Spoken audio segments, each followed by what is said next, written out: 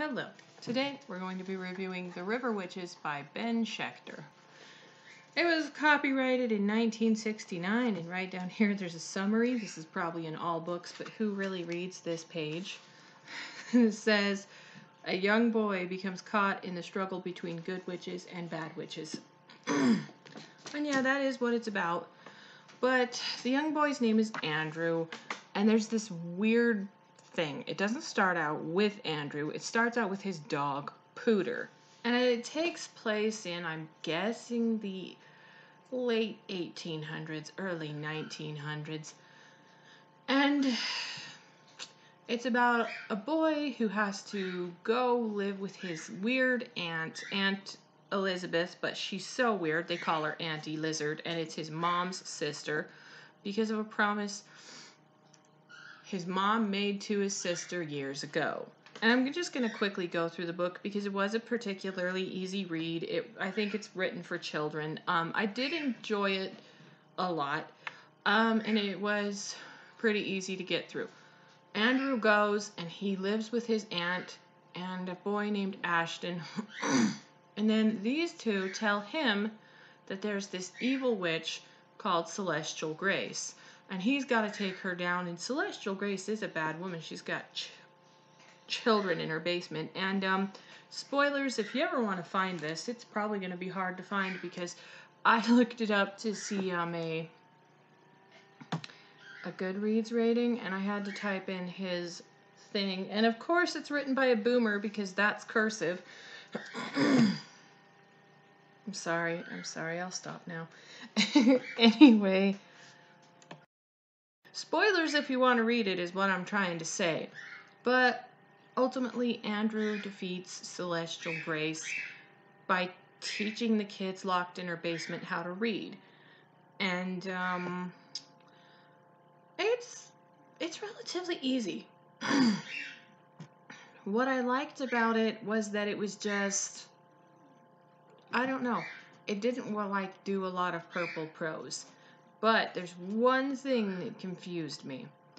It goes back and forth in between Andrew's POV and his dog's. And I'm not sure, because in the end, Celestial Grace gets turned into a rat. And Pooter is the family dog, and he makes friends with a horse. And I'm just wondering, am I right? Has anybody else read this and can confirm, is Pooter one of the dogs that was a human and then turned into a dog by a witch? Because there's also a horse. And it kind of seems like at times people can understand Pooter and he can talk. And it's weird that it's like there's this world with talking dogs, but witches are weird. I'm not going to get into too much detail. Like I said, I think it's a book written for young adults of the early 80s. And it definitely kind of shows its age. There's one thing I do like about it, though, is that the lead character is not going on some long-ass tangent about how he's not like other boys, he's special, he's the chosen one. That's one thing I don't like about books written by millennials. Can we stop that? One millennial to another millennial, can we stop doing that? There is something at the ending that I won't spoil for you. The whole reason that Pooter went on a journey to Andrew to help him, which makes me think that yeah, Pooter was a human at one time. What are words?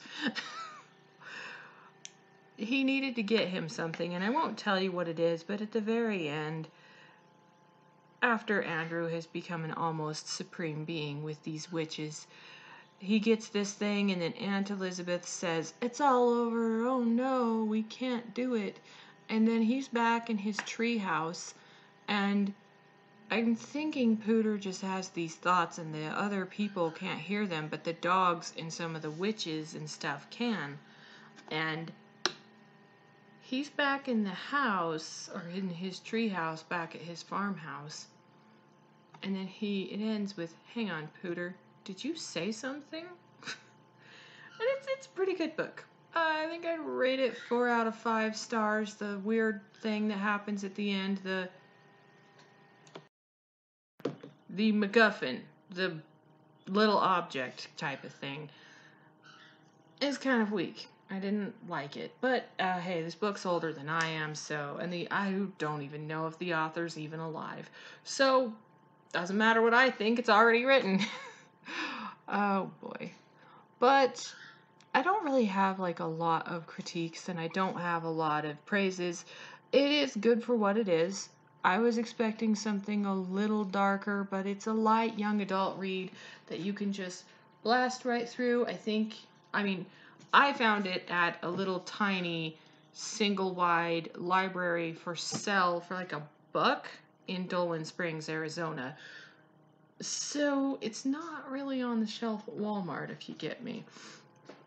But yeah, that's my review for The River Witches. Sorry it's not more exciting, but yeah, pick it up if you kind of just need something light to read.